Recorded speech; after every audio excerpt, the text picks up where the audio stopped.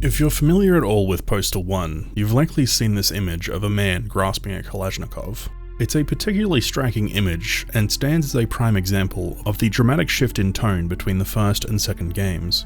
For years, it's been at the epicenter of discussion, with the question of who is depicting the Postal dude arising frequently. Speculation ranges wildly from it being a random guy off the street to designer Steve Wick, but the prevailing answer, even from Running with Scissors themselves, is we don't know. A big reason for this came down to the advertising for Postal being primarily handled by the publisher, Ripcord Games, who created most, if not all, of the marketing materials. It's still the case today that who this is remains unknown, but something considered far less was whether this image could be found in a higher quality, or if more like it existed. The original remains elusive, but, and I think more interestingly, an image from the same photoshoot was recently discovered. Tumblr user Macabre posted about their findings after a reverse image search led to this photo by Chris Collins. As someone who is quite familiar with the original, it's kind of surreal to see this in such a high fidelity and at a slightly different angle. There's a few other details that really stand out as well, like he had a mustache this whole time, which we couldn't see before due to his arm being in the way. Another thing is that he's wearing rings. While the left hand isn't really visible, the ring on the right hand is quite prominent, and its absence is clear. The new image seems to be much closer to the natural colour as well, now that this blue coffee cup isn't cropped out.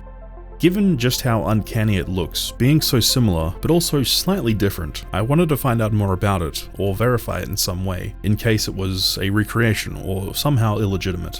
Instinctually, my first thought was that this may have been AI generated. Thankfully, among the few details included on this page is an upload date of 2016, which also means this has been sitting out in the open for almost 10 years.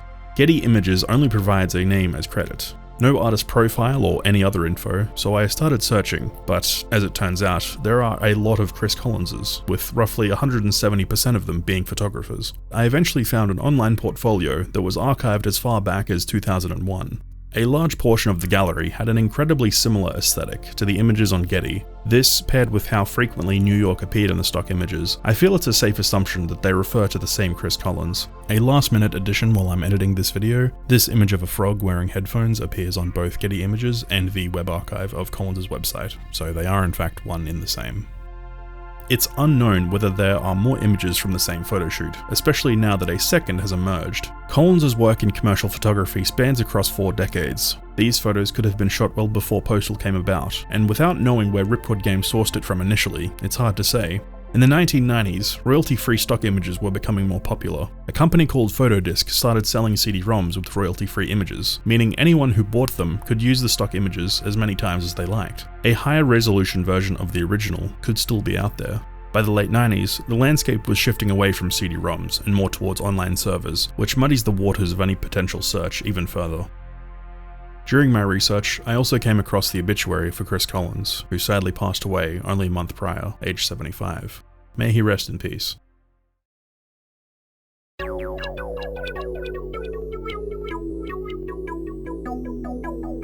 While the game itself had more of a focus on action, with brief but intense snapshots of Dude's state of mind, the advertising depicted the media coverage and aftermath of the in-universe events transpiring across Paradise, several depicting a live broadcast with a quote from the subject. These took a few different forms, like postcards, and these large posters displayed at E3 in 1997, prior to the game's release. There was one that was partially lost, that being this piece with the man in sunglasses, the poster version of which can sometimes be seen in the background of videos at the office of Running with Scissors. A smaller version of this is fairly obscure, but its existence is confirmed by its appearance in this editorial photo of Vince Desi, which we'll come back to in a minute. Another confirmation, and I'm sorry for the fake out, is that I have one.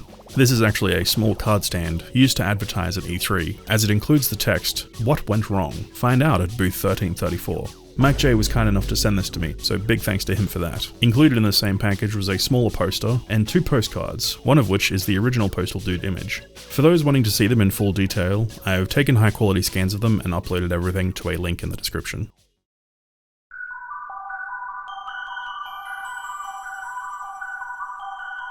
Now, back to this photo of Vince Desi. He's standing in front of a large print letter from the president of USPS, in which he disavows the Postal game.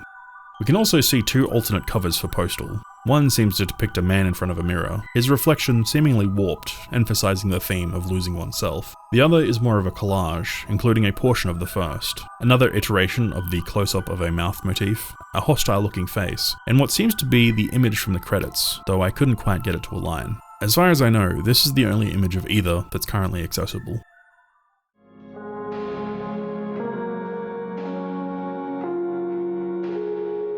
The July 2007 issue of the Postal Nation newsletter is titled The Secret History of the Postal Dude, a rather insightful 10-year retrospective on the dude as a character. After some lore about the dude's jacket color in the first game, there's some trivia about the marketing, which mentions some of the promotional items given to the media in the lead up to the first game. One in particular being chocolate bullets. As far as I know, this is the only place they are mentioned, and no photos of them seem to exist, so what they look like remains a mystery. Any that weren't eaten or discarded at the time would have melted in the Arizona heat long ago.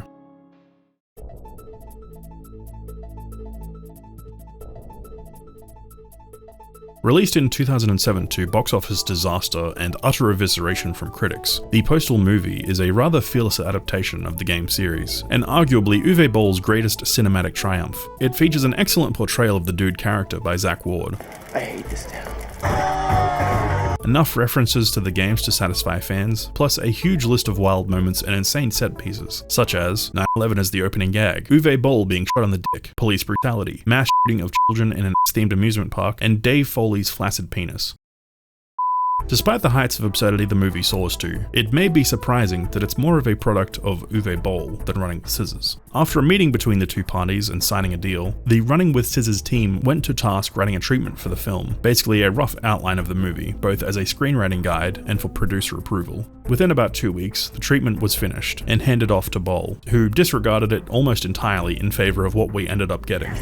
The only scene to survive being the welfare office, though the tone would have been radically different. The contents of this treatment are seemingly lost, briefly spoken about on 2 of the commentary tracks for the movie, both Uwe Boll's and Running with Scissors. Well, it was definitely more like the welfare office scene, you know? A bunch of scenarios where the dude had really, really shitty things happen to him, and the humor was very light. Our entire treatment was thrown on the cutting room floor.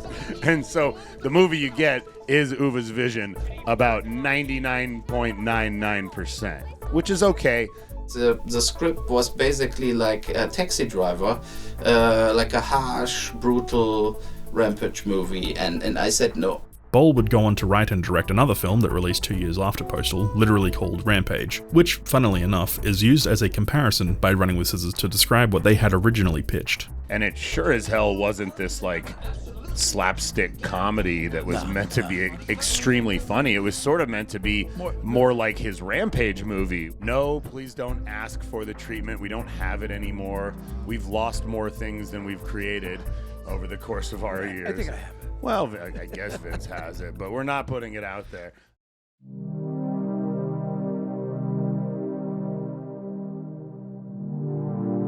In the wake of Postal 2's controversial release and its follow-up multiplayer expansion Share the Pain, work soon began on additional single-player content that would take the form of Apocalypse Weekend. Though it took far longer to officially release in parts of the world, development of the game was complete in just 6 short months. Though it was originally planned to be open world in a similar fashion to the base game, budgetary constraints would severely limit the scope. Ideas were scrapped or reworked into a linear sequence of levels and set pieces. Even the infamous Pigeon mission was planned as a real part of the game before it was later replaced with CEO Vince Desi's improvised on-camera outburst. We ain't got no budget for pigeon missions. During an AMA hosted on Discord in March of 2022, Mike J of Running with Scissors recalls a hazy memory from the development period about something that never made it to launch. And actually, I want to say the original intro, we had been... There was. I remember seeing video of the Postal Dude and Gary in like a Matrix-style fight. You know, it was like a white background. It was like in the test area in the Matrix, and there was like a fight between Gary and the Postal Dude. So that, man, dude, this is a really long time ago, and nobody, only me and Vince were there for this, and we weren't really there because we were in the other room. Yeah, there was definitely something to do with Gary and him fighting in his mind, and so there, and it was animated even, but don't ask if we still have it because we don't have shit from back then. We used to have this like big rack server and it had a backup built in, and I think like the whole thing died. sometime around 2005. So anything older than 2005 is pretty much gone. It's unclear whether this scene was cut due to time constraints, artistic direction, or other reasons, or even how far along it was before being complete. Despite this, there are still a few small fragments of it that remain in the game. awdialogue.uax contains all of the new voice lines for the expansion pack, including clean, high-quality versions of the dialogue baked into the game's cutscenes. You barely survived your unfortunate firearms accident. You barely survived your unfortunate firearms accident. There are 3 for the initial dream sequence, but the second line is not otherwise heard in the game. Hey, former child star, say that Willis thing. Presumably, this line initiated the fight between Gary Coleman and the Postal dude. In the movie folders of Apocalypse Weekend, there are 4 ROQ files. These are the cutscenes seen within the game. Intro being the opening dream sequence and the scene in the hospital that follows on from it, the infamous pigeon mission cutscene, and outro being the cutscene when you complete the game. The 4th, simply labelled default.roq, consists of a single frame of Postal Dude, cast in shadow, illuminated only by a green glow. Given the Matrix films sharing a similar hue, it's possible that this is a surviving remnant of the cutscene. A small note of interest with this file, it was last modified a month prior to Pigeons and 2 months prior to the others. It's idle speculation, but this could indicate that it was being worked on at a far earlier stage of production before the fast approaching deadlines led to it being scrapped. It's fairly safe to assume that it is lost forever. There would have been an untold amount of media lost to that server failure. Older builds of the game, early versions of the map or design documentation, things that may never be seen again. Thankfully, there is a lot of content from the game's development that is still around today. There's an archive of pre-release textures and models, a video demonstration from E3 2002, and even cut content still in the game's files. If you'd like to see that in the future, let me know down in the comments below.